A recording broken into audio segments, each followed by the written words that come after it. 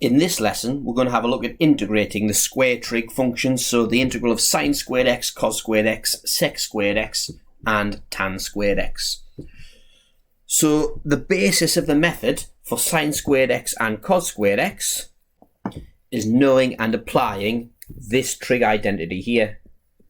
So cos of 2x equals, and here's a challenge for you, you write them down, write down all three expansions of cos of 2x. Pause, write them down. But the three expansions are cos squared x minus sine squared x is the first one, and it's also 2 cos squared x minus 1, and it's also 1 minus 2 sine squared x. And this is another instance where not knowing your trig identities will hold you back. But the two that we're most interested in are this expansion here and this expansion here. This is what's going to allow us to integrate sine squared x and cos squared x. So let's have a look at a couple of examples. And it's asking us to integrate the following functions. So part A, the integral of cos squared x. Well, what we're going to do now, we're going to use this expansion of cos 2x. And the one that's most relevant here, because we're being asked to integrate cos squared x, is this one here. So we're going to use the identities to take something that we can't yet integrate and turn it into something that we can integrate. So cos of 2x equals 2 cos squared x minus 1.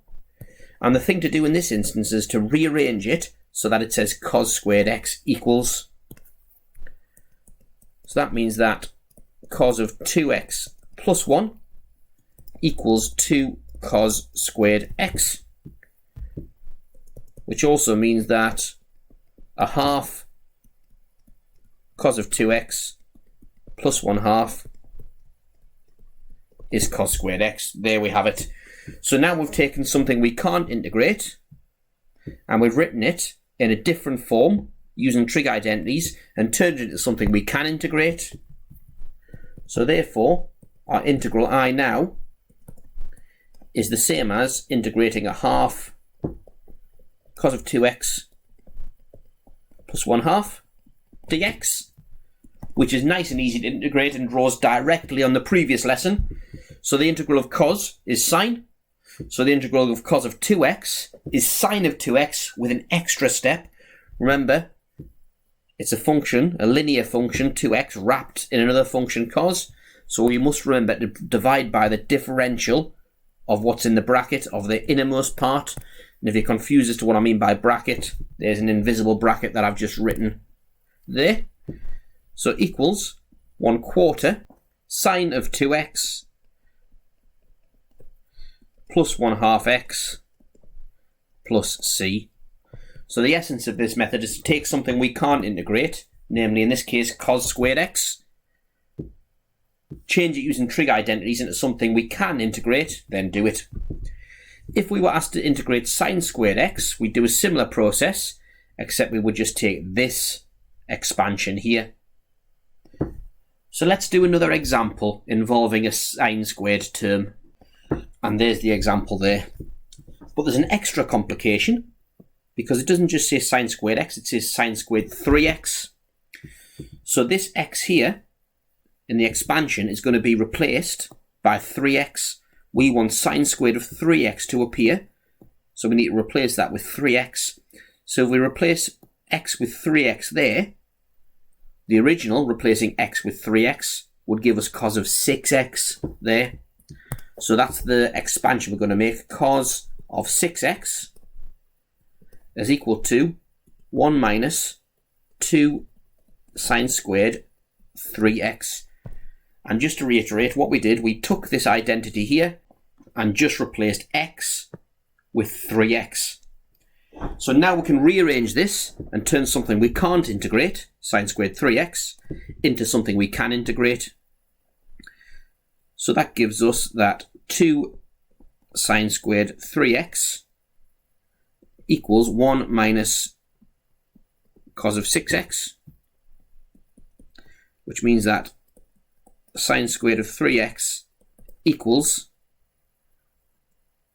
1/2 minus 1/2 cos of 6x. We've taken something we can't integrate and we've turned it into something we can integrate. Therefore, our integral is equal to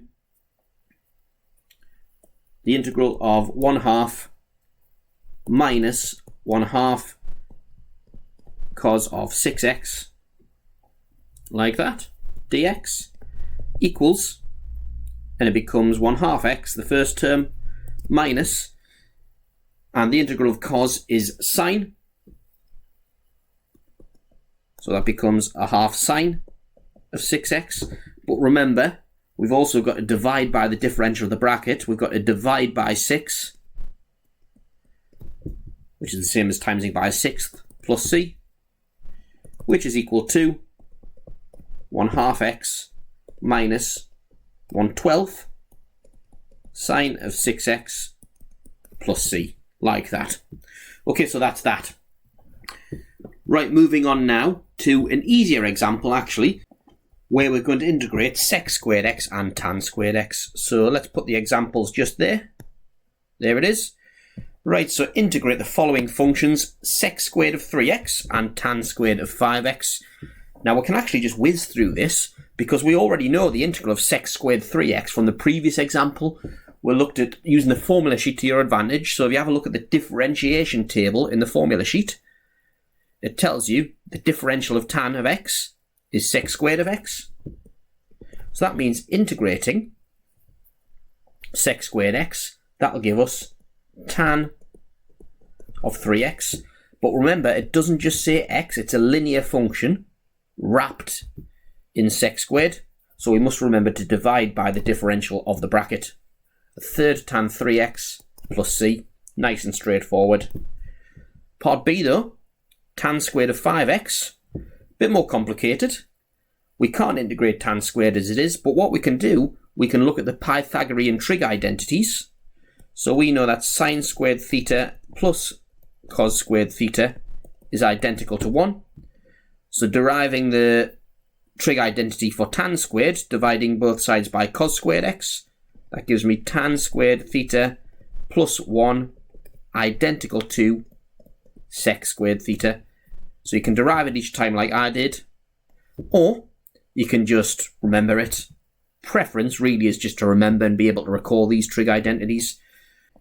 So now using this trig identity, I can take tan squared of something and change it into a function of sec squared of something, therefore being able to integrate it. So now it becomes not the integral of tan squared of 5x, but the integral of sec squared of 5x minus 1 dx, which is doable. That becomes a fifth tan of 5x minus x plus c.